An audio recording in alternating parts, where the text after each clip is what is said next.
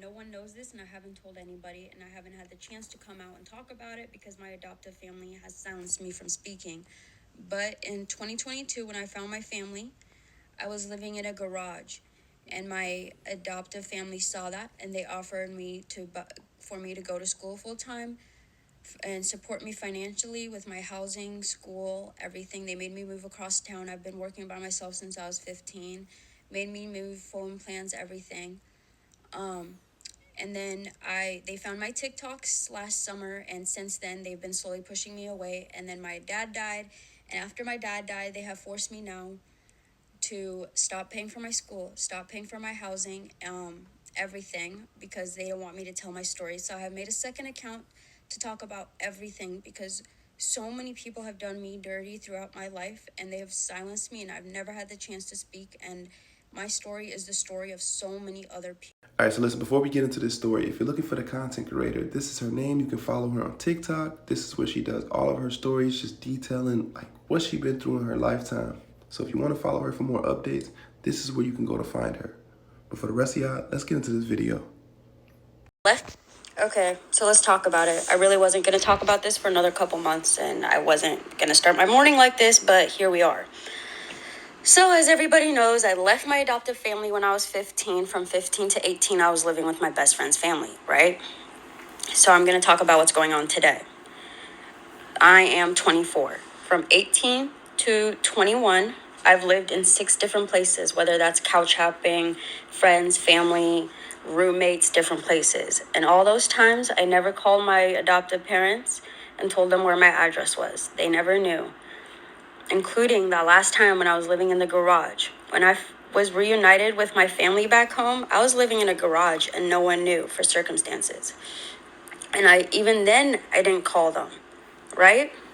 So, in 2022, I went back and visited my biological family. When I did that, they didn't donate a dime, right? They didn't donate a dime, but my adoptive mom made Snapchats, and they asked me over and over and over when I was going to be there and how long, and just wanted to know everything. I come back from that trip, and I have a conversation with my adoptive family. And I said, hey, this is why I was acting out. You don't know my story. This is the trauma I went through, X, Y, and Z, right? That was the summer of 2022.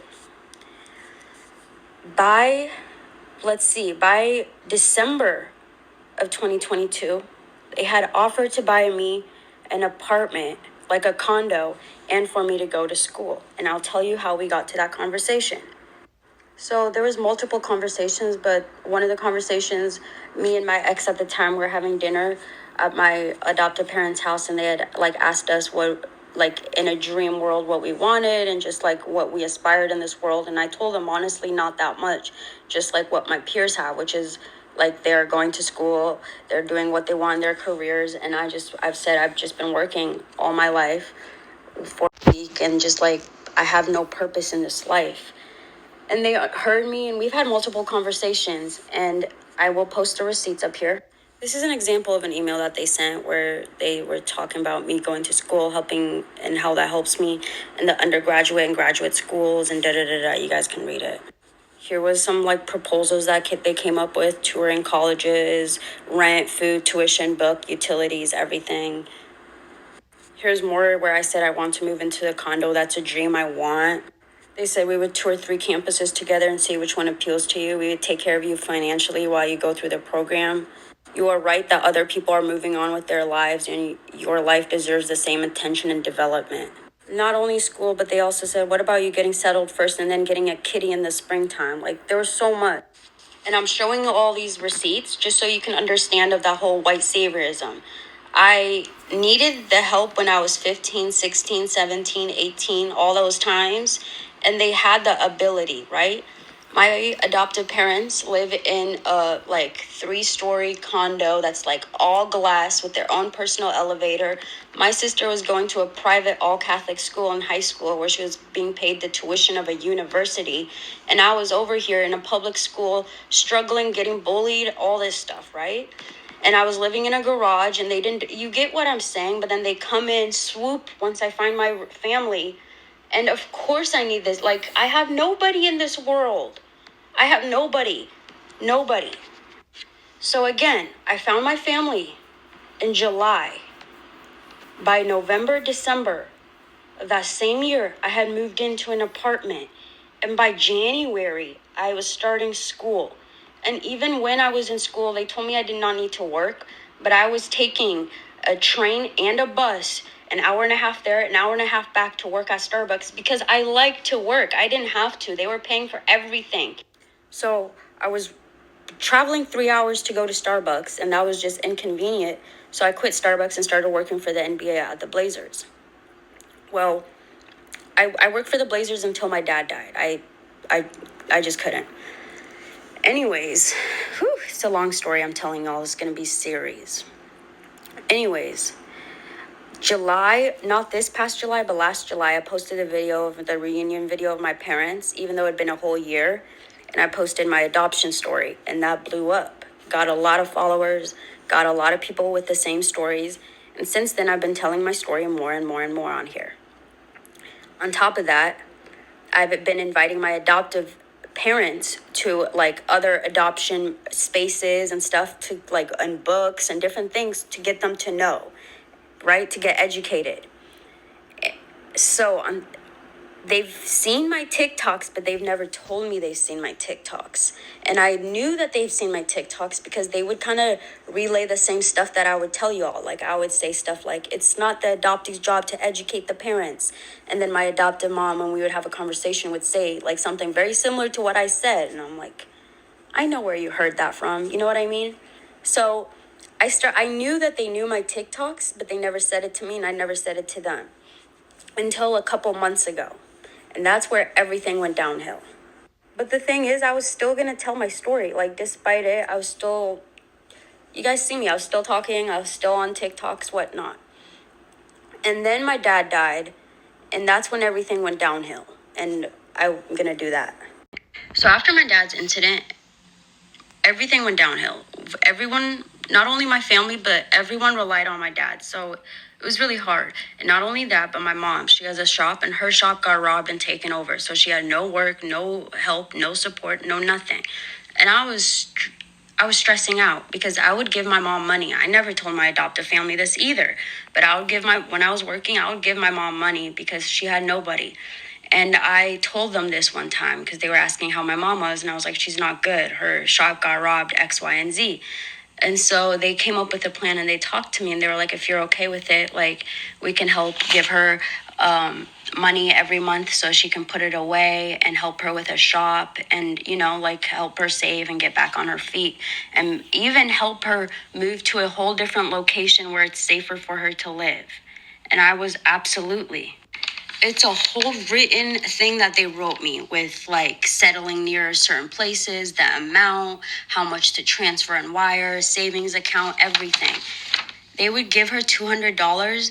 That's over 10 bands in Ethiopia, guys. They said that they were going to do this monthly and that she could put in her savings. And I relayed that message to my mom and I told her, you'll get a monthly allowance, da da da da da da da da.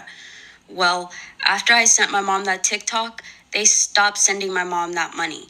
And my mom back home, like through broken English Amharic, she's, no money, da da da da da. And I'm like, what? Like, what are you talking about? Because I know like I'm having a discussion or argument with my adoptive parents, but that has nothing to do with her. So I didn't understand.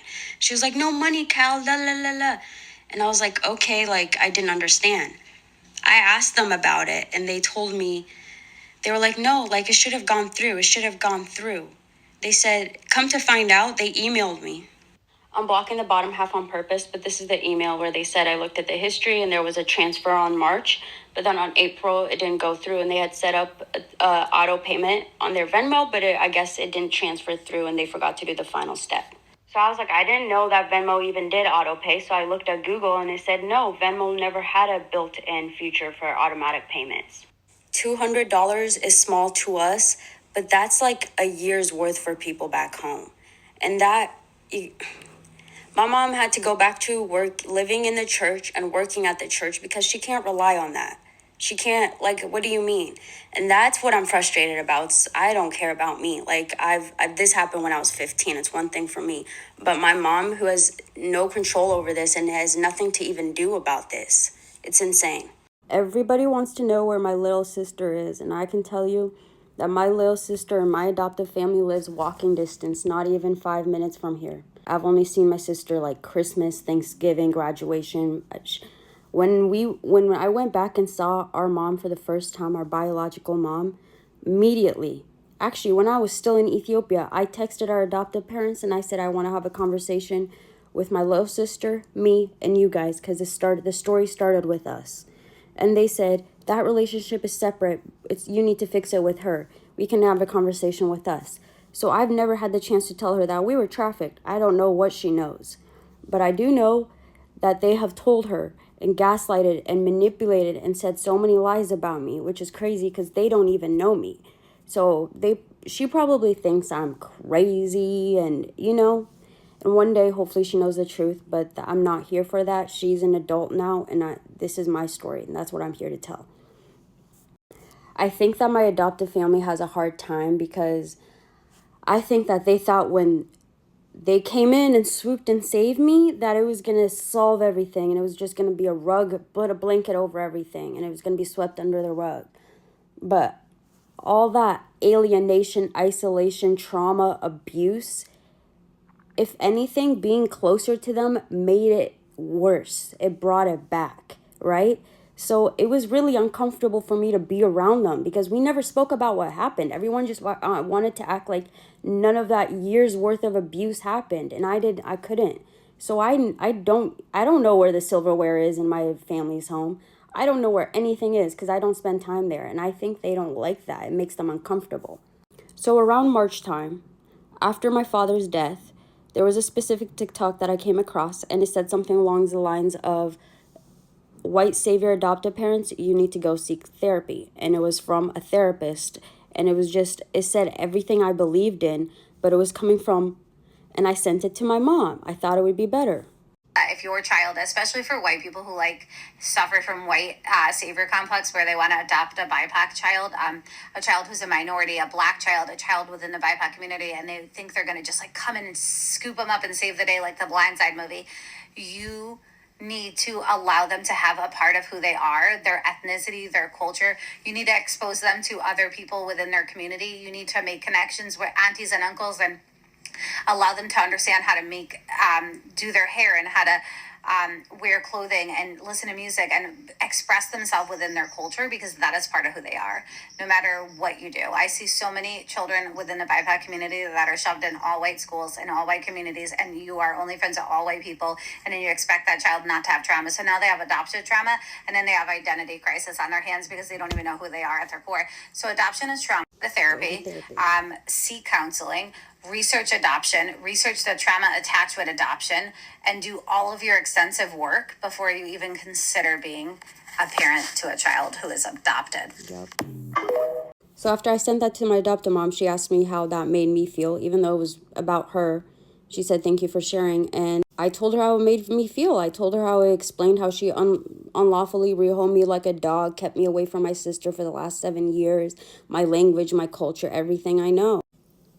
Like, you can read it all if you want to pause. So after I sent that to her, we had text messages, and I was clearly upset. And she asked me to talk about this, and this was in March, just a couple months ago. And I told her, now is not a place for me to go back 7 years ago and go relive the trauma I went through when I am grieving my father. I want to take this time to just process and grieve my father. And she said, yes, I understand. And we left that conversation at that, I thought. Now let me know what y'all think in the comment section. Now she's saying her parents are trying to silence her. A lot of people in her comment section were saying that, she was being ungrateful and maybe she should listen to the adoptive parents or whatever the case may be. But unless you actually been in a situation like that, who are we to tell somebody how to react towards their own trauma?